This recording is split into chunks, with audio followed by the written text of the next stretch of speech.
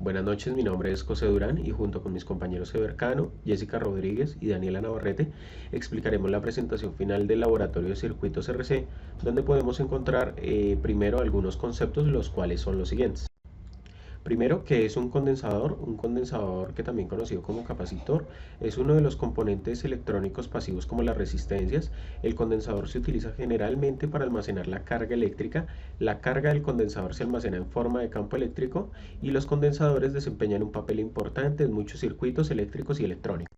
¿Cómo se estudian los circuitos compuestos de condensadores en paralelo? Primero debemos saber que dos condensadores en un circuito pueden ser paralelos o en serie. Para ello tenemos la fórmula general, donde capacitancia es igual a carga sobre voltaje. Para dos o más capacitores en paralelo, su capacitancia equivalente corresponde a capacitancia equivalente es igual a capacitancia 1 más capacitancia 2, asimismo hasta capacitancia n, donde n es la cantidad de capacitores que se encuentran en paralelo. Los voltajes para los capacitores en paralelo son iguales y sus cargas varían. Ahora, ¿cómo se estudian los circuitos compuestos de condensadores en serie? Primero debemos saber que dos condensadores en un circuito pueden ser en serie o en paralelo. Para ello tenemos la fórmula general donde capacitancia es igual a carga sobre voltaje. Para dos o más capacitores en serie, su capacitancia equivalente corresponde a capacitancia equivalente es igual todo factor de 1 sobre capacitancia 1 más 1 sobre capacitancia 2, lo mismo hasta llegar a 1 sobre capacitancia a la n, todo esto elevado a la menos 1, donde n es la cantidad de capacitores que se encuentran en serie. Hay que tener en cuenta que para las cargas de los capacitores en serie son iguales y sus voltajes varían. Encontramos también que es una resistencia. La resistencia es la medida de la oposición al flujo de corriente en un circuito eléctrico. La resistencia se mide en ohmios y se simboliza con la letra griega omega. Se denominaron ohmios en honor a George Siemens, un físico alemán que estudió la relación entre voltaje y corriente y resistencia. Asimismo, se le atribuye la formulación de la ley de los ohmios. Cuanto mayor sea la resistencia, menor será el flujo de la corriente. Si es anormalmente alta, una causa posible entre muchas podrían ser es que los conductores dañados por el fuego o la corrosión. Todos los conductores emiten cierto grado de calor, por lo que el sobrecalentamiento es un problema que a menudo se asocia con la resistencia. Cuanto menor sea la resistencia, mayor será el flujo de la corriente. Dentro de sus causas posibles, los aisladores dañados por la humedad o el sobrecalentamiento. ¿Cómo se estudian los circuitos compuestos de resistencias en serie? Primero debemos saber que dos resistencias en un circuito pueden ser en serie o paralelo. Para dos resistencias en paralelo, su capacitancia equivalente corresponde a resistencia equivalente es igual a resistencia 1 más resistencia 2 más resistencia 3, asimismo llegará a resistencia n, donde n es la cantidad de resistencias que se encuentran en serie. El valor de la corriente es la misma en todas las resistencias. Por ende, corriente equivalente es igual a corriente a la 1 más corriente a la 2 más corriente a la 3 hasta llegar a sí mismo a corriente a la n. ¿Cómo se estudian los circuitos compuestos de resistencias en paralelo? Primero debemos saber que dos resistencias en un circuito pueden ser en serie o en paralelo. Para dos o más resistencias en paralelo, su capacitancia equivalente corresponde a resistencia equivalente es igual a 1 sobre resistencia 1 más 1 sobre resistencia 2 más 1 sobre resistencia a la n, todo esto a la menos 1, donde n es la cantidad de resistencias que se encuentran en serie. El valor del voltaje es la misma en todas las resistencias, donde voltaje equivalente es igual a voltaje 1 más voltaje 2 más voltaje 3, así mismo hasta llegar a voltaje a la n.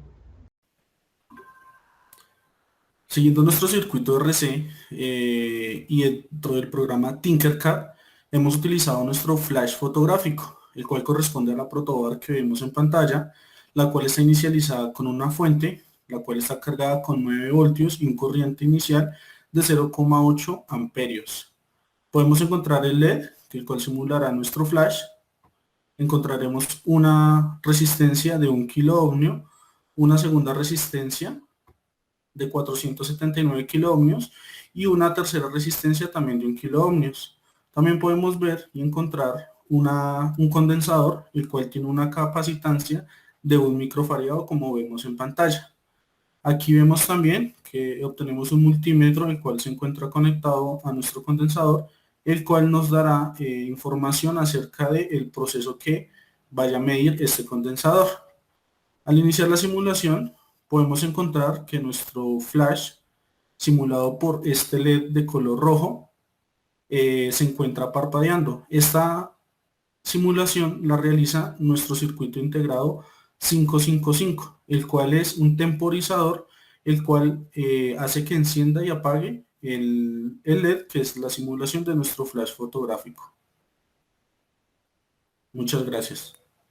Como pudieron exponer mis compañeros, nosotros generamos un circuito que funciona como un flash de cámara. Para nosotros lograr que el simulador o que el circuito funcionara como un flash de cámara o que el LED apagara y prendiera como un flash de cámara, hicimos uso de un circuito integrado 555, también llamado circuito generador de pulsos. Porque hicimos uso de un circuito también llamado como en Tinkercad temporizador, porque esto se utiliza para activar y desactivar circuitos durante intervalos de tiempo determinados, es decir, se usa como temporizador, tal cual como lo nombra Tinkercad. Los circuitos integrados 555 solamente se pueden hallar en dos tipos o se pueden utilizar en dos tipos de circuitos. Uno de los circuitos es monoestables y el otro circuito es astables.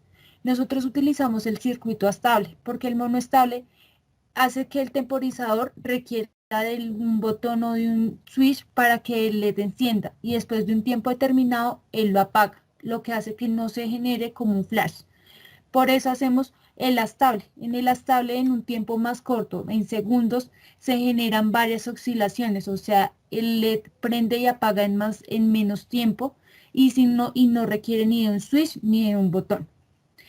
Como lo pueden ver, ya activé el simulador y podemos ver la curva de funcionamiento del circuito. Como se puede observar, se genera una señal oscilante. El periodo de la curva es el tiempo que tarda en repetirse un estado determinado. En este caso, será T es igual a T1 más T2. T1 y T2 no requieren del mismo tiempo, no necesariamente tienen que tener el mismo tiempo. ¿Cómo se puede calcular T1 y T2?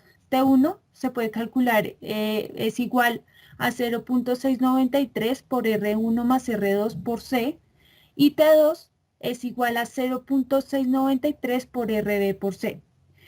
¿Qué significa T1 y qué significa T2? T1 significa el estado alto, o sea que cuando el circuito está en estado alto, el LED está encendido. Y cuando está en estado bajo, que es T2, está el LED apagado. Uno de los puntos también muy importantes de los circuitos o de los temporizadores 555 es la frecuencia. La frecuencia es el número de veces que se repite un periodo en cada segundo. En nuestro circuito nos interesa saber cuántas veces se repite en un segundo el encendido y el apagado del LED. Y esto lo determinamos con la fórmula frecuencia igual a 1 sobre el tiempo. Continuamos con la carga y descarga de nuestro capacitor. Inicialmente hallamos un solo tau a través de la regresión no lineal, donde nos da esa ecuación de escogemos que el exponencial es nuestro tau, para evitarnos sacar varios taus manualmente. Este tau lo vamos a aplicar en la ecuación de la carga del capacitor. Ahora en esta carga encontramos que el comportamiento de la carga del condensador nos está diciendo que el proceso de carga incrementa en forma exponencial, se está acercando a 9 voltios, que es el máximo posible en el circuito. Por consiguiente, realizaremos nuestros cálculos sin tener en cuenta el temporizador de AAA. Ahora la carga empieza desde la carga positiva, teniendo en cuenta que va a una trayectoria según las manecillas del reloj, en este caso en la parte inferior de izquierda a derecha. Aquí tenemos nuestra primera ecuación, que es igual a la carga final. En la carga final no tenemos la capacitancia. La capacitancia es igual a la carga por voltios. La dividido voltios. La capacitancia es igual a la sumatoria de los ohmios. Pues nos da 20 ohmios sobre 9 voltios. La capacitancia es igual a 2 faradios. La capacitancia final es la FEN por capacitor. 9 voltios por 2 faradios. Esto nos da que dio 18 microcoulombs. Ahora en nuestra ecuación lo sustituimos. Entonces 18 abrimos paréntesis, 1 menos Euler lo vamos a calcular a un segundo menos un segundo sobre tau, que es 0.084 segundos. Nos da 12.54 microcoulombs. En nuestra cuarta ecuación vamos a hacer que es carga dividido por la carga final. 12.53 sobre 18 nos da que en la carga en un tiempo de un segundo nos da 69%, pero en el tiempo 3 segundos nos da un 97%. Entonces corroboramos que experimentalmente el capacitor si funciona en 3 segundos queda cargado. Encontramos que las ecuaciones en serie, las dos ecuaciones en serie están iguales, pero en el voltaje son diferentes. Entonces al sumarlos nos dan los 9 voltios que están en la fuente.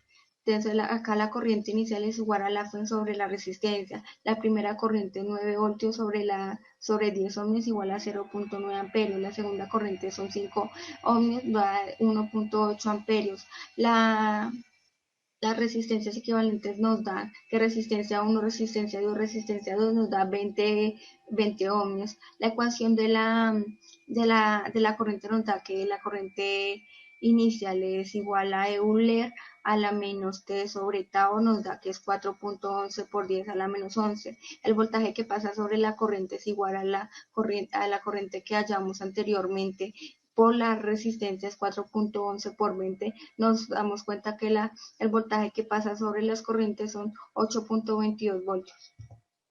El voltaje que pasa por el capacitor es el mismo que la FEM. Entonces en Tinkercad nos da que el capacitor tiene un 8.88%. Esto voltios. Aquí en nuestros datos manuales nos da que la carga es igual a el voltaje es igual a la carga sobre el capacitor. El 20 ohmios sobre los microcoulombs nos da que el voltaje es igual a 10 voltios con la diferencia de 1.12 voltios. La descarga de capacitor significa que va a descargar. Eso refiere que va a ir en contra de la corriente, o sea, ya no va a ir de izquierda a derecha, sino de derecha a izquierda.